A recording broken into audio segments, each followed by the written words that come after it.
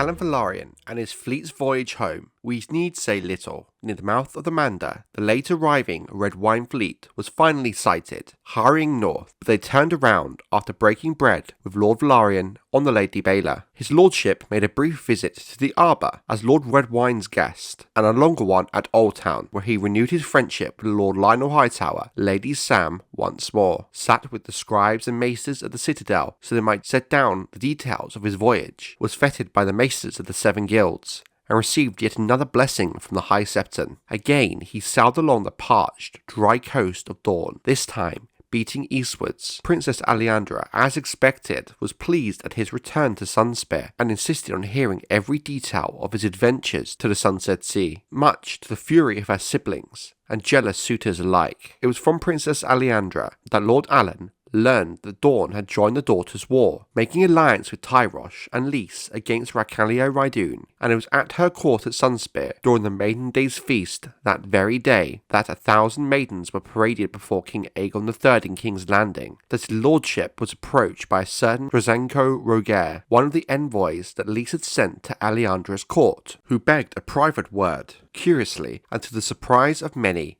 Lord Alyn agreed to listen, and the 2 men stepped out into the yard, where Lord Drazenko leaned so close to his lordship that he said, "I feared he meant to kiss me." Instead, the Lysine whispered something in the Admiral's ear, a secret that would change the course of Westerosi history, for the time being a secret for Alyn's ears, and Alyn's ears only. The next day, Lord Velaryon returned to his ship, the Lady Baela, and gave the command for his fleet to sail for Lys, much to the shock and confusion of all of his captains and sailors alike. His reasons, and for what befell him in the 3 cities, we shall reveal in due time, but for the moment, let us now turn our gaze back on King's Landing. Good feeling reigned over the Red Keep as the new year dawned. Though younger than her predecessor, Queen Daenerys was a happier child, and her sunnier nature did much to enlighten the king's gloom, for a while at least. King Aegon III was seen about the court more often than he had been for many years, and even left the castle on 3 occasions to show his bride the sights the city offered, though he did refuse to take her to the dragon pit, where Lady Rhaenyra's young dragon Morning had made her lair. His Grace seemed to take a new interest in his studies, and Mushroom was often summoned to entertain the king and queen at supper. The sound of the queen's laughter was like music to the fool's ears, so sweet that even the king was known to smile.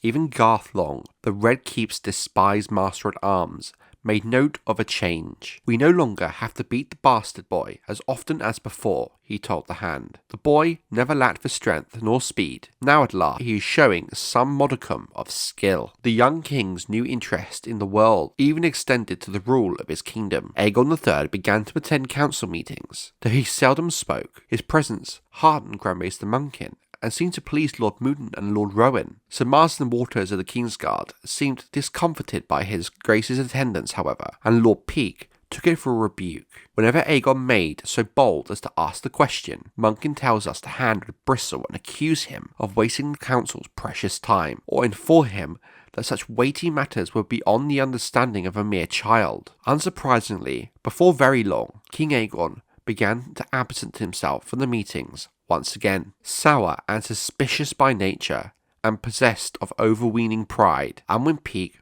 was the most unhappy man in King's Landing by 134 AC. The Maiden Days ball had been a humiliation for him, and he took the king's rejection of his daughter, Marielle, in favour of Daenerys as a personal affront. Never fond of Lady Baela, he now reasoned to mislike her sister Rhaena as well. Both of them, he was convinced, were working against him, most like at the behest of Baela's husband, the insolent and rebellious Oakenfist, Alyn Velaryon. The twins had deliberately, and with malice and forethought, wrecked his own plans to secure the succession. He told his own loyalists, and by seeing to it that the king took to wife a 6-year-old, that it ensured that the child that Baela carried would be next in line to the Iron Throne. If the child is a boy, his Grace will never live long enough to sire an heir of his own body, Peake said to Marston Waters, once in Mushroom's presence. Shortly thereafter, Baela Velaryon was brought to childbed and delivered a healthy baby girl. She named the child Laena, after her mother, yet even that did not long mollify the king's unsettled hand.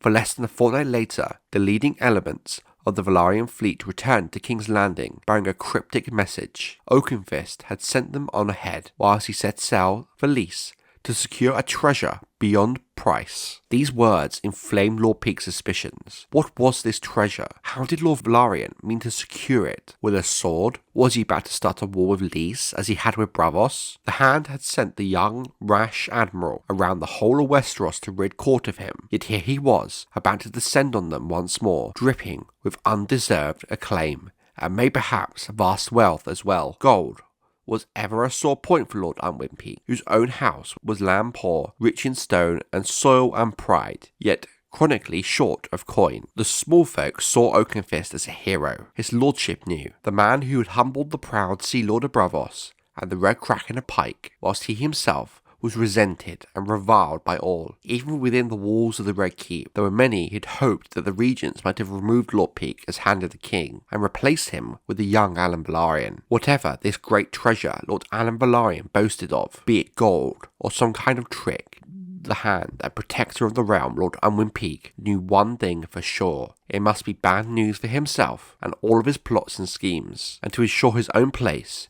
he must regain control of the ever more confident Boy King.